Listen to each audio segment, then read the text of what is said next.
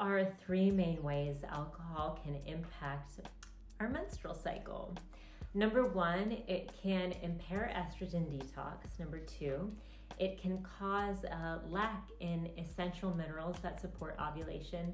And number three, it can interfere with fat oxidation.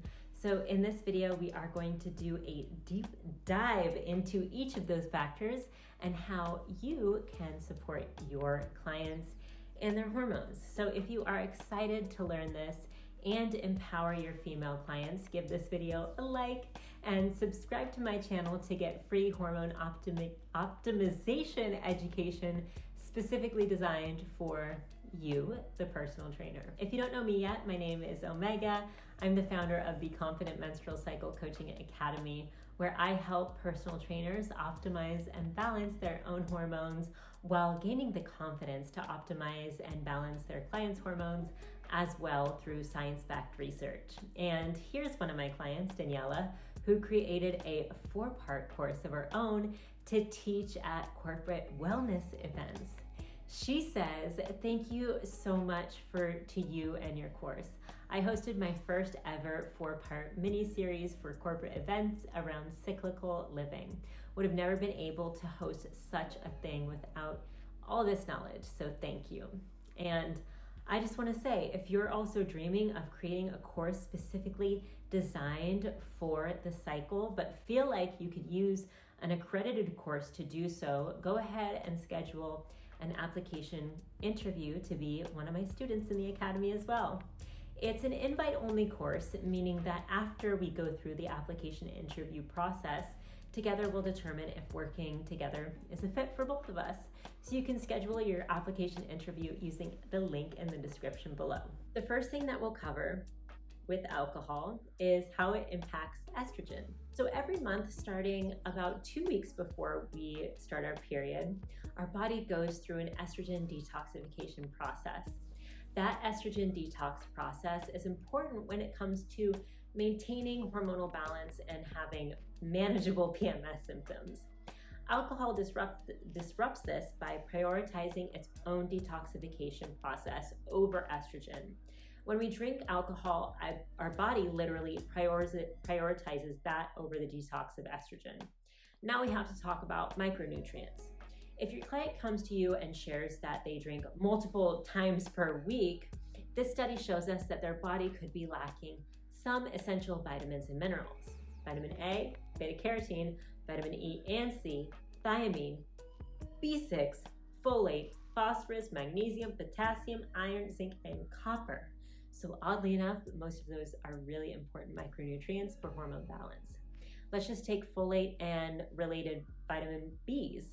Those are crucial for liver detoxification.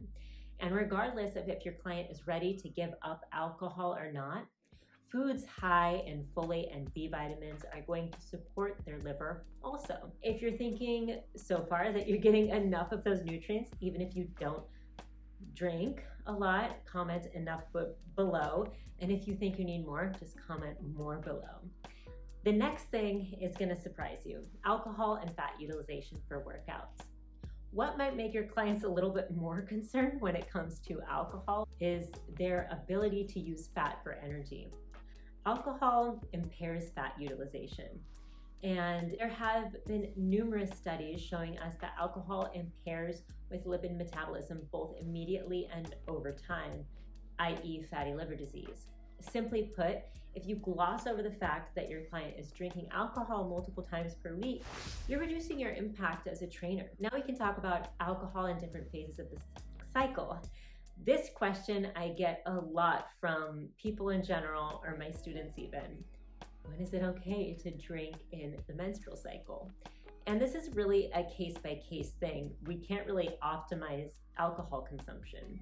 In the luteal phase, if your client has high estrogen symptoms, that's mood changes, cramps, headaches, loose stool, anxiety, depression, drinking alcohol will be less helpful because your client needs help prioritizing and detoxing estrogen, and alcohol impairs with that. If your client has none of these symptoms, have a drink or two across the 2 weeks of the menstrual cycle, and that might not impact them at all. And I'll tell you a story about my own luteal phase drinking. I drank a hard kombucha a couple months ago when I was in my luteal phase, and I felt completely wiped out by it. I got an immediate headache, which has less to do with the cycle, and it was not fun. Not only that, I felt like my blood sugar was really put through the ringer, and our blood sugar is more sensitive in the luteal phase. So it felt like it was more harmful than fun. So that was in my luteal phase. But then last July, on the day of ovulation, my best friend had her wedding, and I had more than a couple of drinks, and I felt totally fine. So it really is a case-by-case basis, and it has to do with each person. So I hope that that helps illustrate my point that you/your clients can still have a drink or two throughout the month and stay on track with their goals. And in addition to that, you now know how to nutritionally support your clients who are struggling with drinking alcohol or even drinking less and need more nutrition. So if you want to know more about how to empower your clients to balance and optimize their hormones so that they can make even more strides in every area of life, apply to be one of my students in the Confident Menstrual Cycle Coach Academy. Like I said in the beginning, the Academy is invite only. So if you think that you would be a great fit and this really calls to you, use the link in the description box below to schedule an application call with me. And before you leave, please like this video, leave a comment telling me your biggest takeaway, and subscribe to my channel. When you do all that, you tell the YouTube algorithm to spread this video to more personal trainers so we can empower more women. If you really liked the part of the video where I recommend nutrition, I actually recommend you watch this video next on the science of cyclical nutrition. I'll see you there. Bye.